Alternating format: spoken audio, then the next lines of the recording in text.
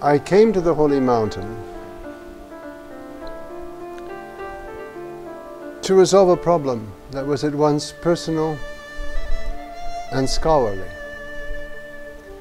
The personal issue was a matter of faith.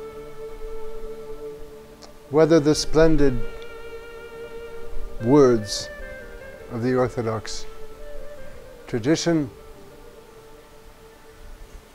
had an answer in reality. And my problem of faith was connected directly to my scholarly work, which was at Oxford, which was given to the works of Dionysius the Areopagite. Now, Dionysius the Areopagite is a name which is attached to a rather slender group of writings, all clearly by the same author, that appear sometime in the early 6th century, and that had almost instantaneously an enormous effect on the Christian world, both of the East at first, and then later on of the West.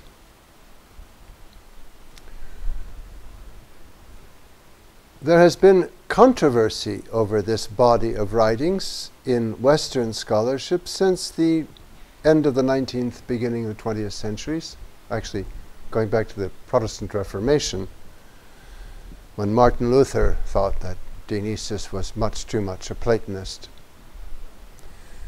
And that attitude of suspicion carries very much into modern scholarship,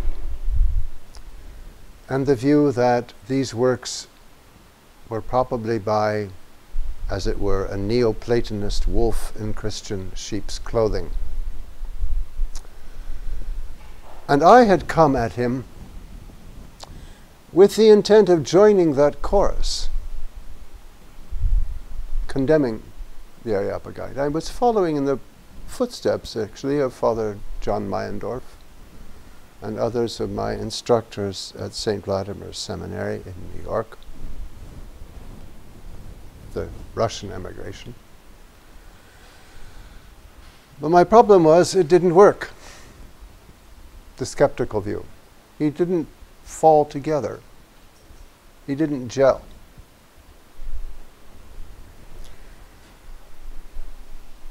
And this led to that second problem, the one with which I began.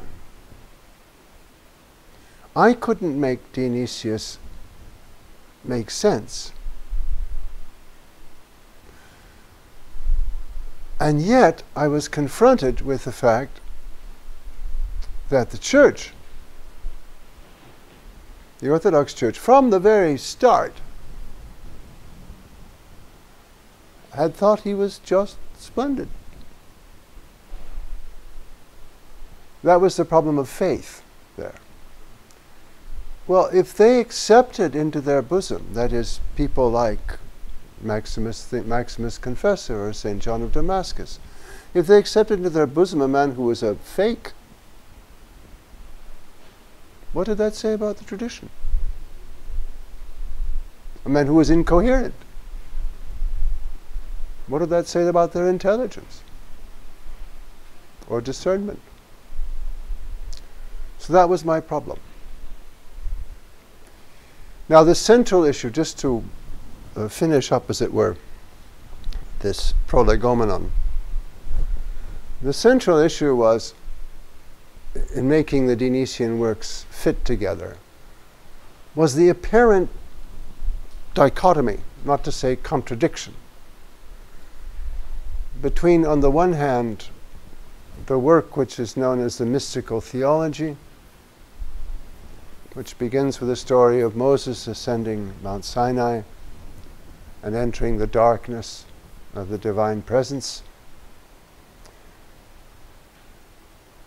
which lays out a direct, as it were, encounter with God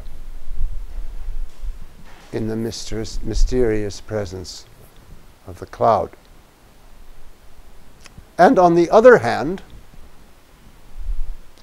Dionysius is the inventor of the word hierarchy. Doesn't seem to have existed before him. And he has two works on hierarchy, one addressed to the angels, the second addressed to the church. Or, as he puts it, our hierarchy. There's the heavenly hierarchy and there's our hierarchy. Well, and hierarchy seems to mean for him, and is taken as meaning for him by all the literature, kind of pecking order. The knowledge of God percolates down the orders of the angels, and likewise in the church from bishops to priests to deacons to layfolk. Well, how did that percolation and very deliberate stress on mediation fit with direct access to God? What had the mystical theology to do with the ecclesiastical hierarchy? And that question had never been answered. And it was Mount Athos, and my experience here, which answered it for me.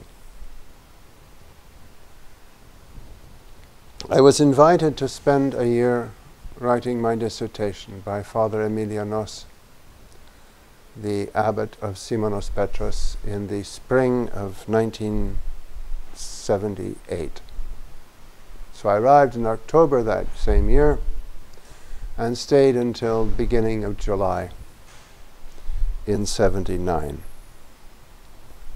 Roughly an academic year, and it was a year that changed my life. I should say that the key, well, there were several keys. The first key, as it were, to my reading of Saint Dionysius, because whoever wrote those works, I'm certain, was a saint. The first key was the person of Father Emilianos himself. He was, in substance, the reason I had come to Mount Athos in the first place. I had gone to find if there were any holy men. So he was my answer. But as it turned out, the discovery of the holy man was also the discovery of the sense of Dionysius, since I think it is in the person of the holy man, as traditionally understood in the Christian East, that the Dionysian writings are rooted and intended in a way to help produce. The second key was in the way Father Emilianos organized the life of his monastery. Now, Simonos Petros, like all Athonite monasteries and Orthodox monasteries in general, features an architectural plan where the Catholicon, the church, is the center of the architectural complex. And this is deliberate in that the life of at least any well-run monastery is intended to flow into the church, and what transpires on the altar, the gift of the presence in the Holy Communion, and then flow out from the altar to the diaconimata of the brotherhood, both within itself and in expression to others, guests. Now that was in a way underlined by the pattern at Simonos Petros. I don't know how typical this is, because it's the only monastery where I had extended experience. But very great stress was laid on vigils done by the monks in their cells.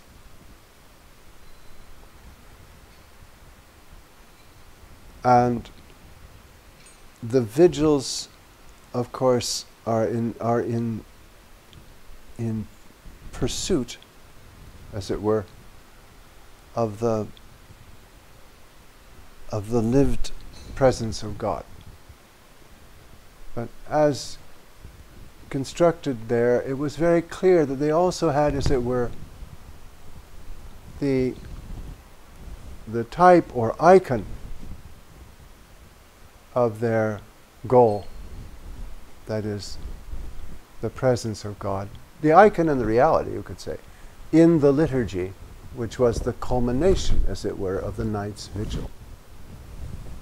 It moved to that, to, as it were, the revelation of the divine presence.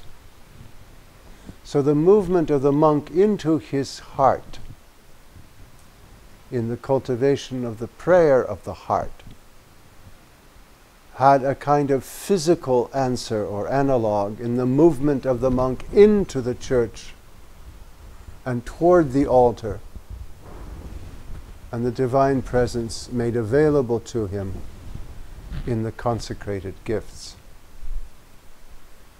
And there was the key that opened Dionysius.